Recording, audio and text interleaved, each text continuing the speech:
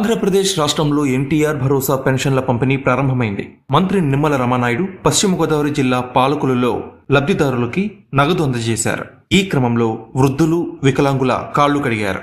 ఎన్నికల ప్రచారంలో ప్రజలకిచ్చిన మాట ప్రకారం పెన్షన్లు పంపిణీ చేస్తున్నామని ఆయన స్పష్టం చేశారు.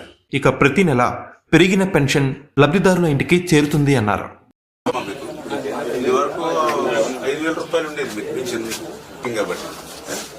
ఏం బాధపడకమ్మా, మేము అండగా ఉంటాం, తోడుగా ఉంటాం, మీకు ఇబ్బంది లేదు. పర్లేదు.